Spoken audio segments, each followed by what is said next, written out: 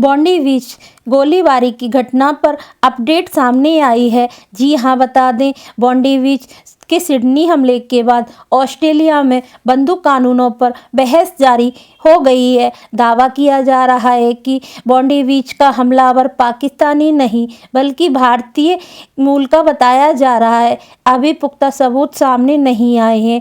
नमस्कार दोस्तों, 24 दिसंबर को ऑस्ट्रेलिया के सिडनी के बॉन्डी बीच पर हुई सामूहिक गोलीबारी में कम से कम 16 लोगों की मारे जाने की खबर सामने आई है। बता दें कि हमलावर इंडियन पासपोर्ट पर फिलीपींस गया था। 1 महीने पहले उसने प्लानिंग की थी। ये दावा CNN की रिपोर्ट में किया गया है। इससे पहले मीडिया रिपोर्ट में आतंकी के पाकिस्तान होने का दावा किया जा रहा था। बता दें CNN के मुताबिक फिलीपींस के अधिकारियों ने स्पष्ट किया है कि आतंकी साजिद अकरम अपने बेटे नवीद के साथ पिछले महीने 1 नवंबर को फिलीपींस गया था।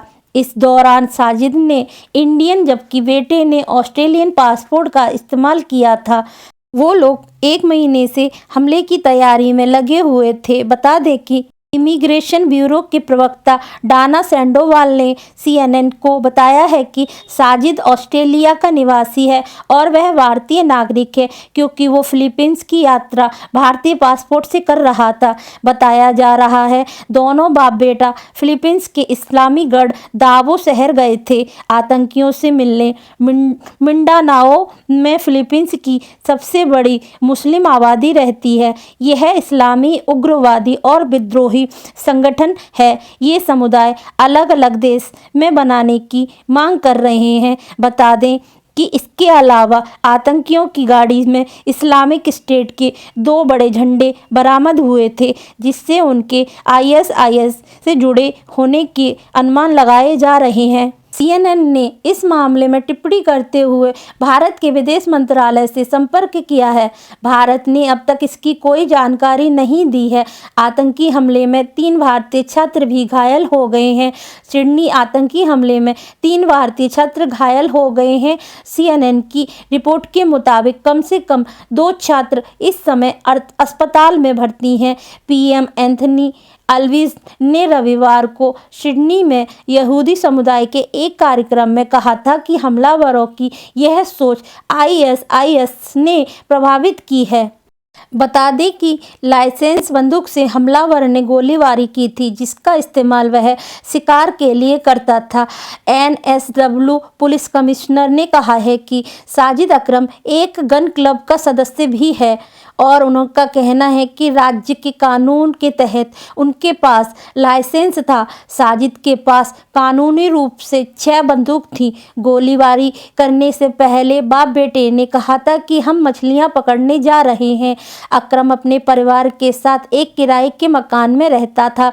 हमले के बाद पुलिस ने इस मकान की छापेमारी की है। रिपोर्ट के मुताबिक साजिद अकरम फलों की दुकान लगाता था। ऑस्ट्रेलिया के प्रधानमंत्री ने हीरो अहमद से मुलाकात की है जो कोगाराहा से सेंट जॉर्ज अस्पताल में भर्ती है। प्रधानमंत्री का कहना है कि वह एक सच्चे ऑस्ट्रेलियन नागरिक हैं। उन्होंने फायरिंग कर रहे अकरम से भिड़कर बंदूक छीन ली थी। उन्होंने हिम्मत दिखाते हुए आतंकी हमले पर हमला किया और लोगों की जान बचा ली। बता दें कि गोलियां चलाने से पहले आतंकी ने अपनी मां से झूठ बोला था।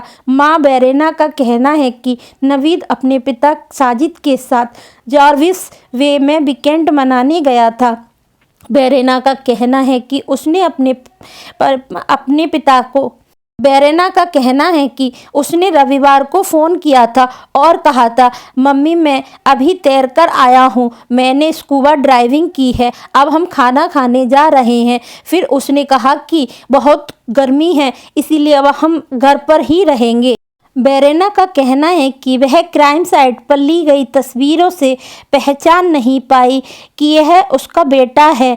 उसे यकीन नहीं हो रहा था कि उसका बेटा हिंसा में शामिल हो सकता है। उसने कहा कि उसके पास कोई बंदूक नहीं थी, वह बाहर भी नहीं घूमता था, वह दोस्तों के साथ भी नहीं रहता था, वह शराब भी नहीं पीता था और ना ही वह सिगरेट पीता था, वह बुरी जगहों पर नहीं जाता था, और वह काम पर जाता था, घर आता और बस यही उसकी ज़िंदगी थी। बेरेना ने कहा है कि कोई भी माँ नहीं चाहेगी कि उसका बेटा मेरे बेटे जैसा हो, क्योंकि वह एक अच्छा लड़का है। उसने कहा है कि नवीद करीब 2 महीने से बेरोजगार था। उसके निर्माण कंपनी में वह ईंट लगाने का काम करता था, वह बंद हो गई थी।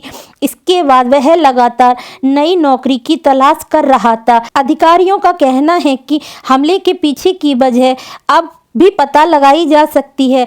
इस घटना से पूरा ऑस्ट्रेलिया दहल गया है। बता दें कि पूरे देश भर में धार्मिक स्थलों पर सुरक्षा बढ़ा दी गई है। बता दें कि दोस्तों, हनुक्का फेस्टिवल को मना रहे यहूदियों को निशाना बनाया गया है। बता दें कि रविवार को यह घटना उस वक्त हुई थी जब यहूदी समुदाय के हनुक्का फेस्टिवल मना रहे थे। यह यहूदियों का खास त्योहार होता है जो 14 दिसंबर से शुरू हुआ था। बॉन्डी बीच पर हुई सामूहिक गोलीबारी की घटना के बाद मेलबर्न में आयोजित होने वाला हनुक्का फेस्टिवल रद्द कर दिया है।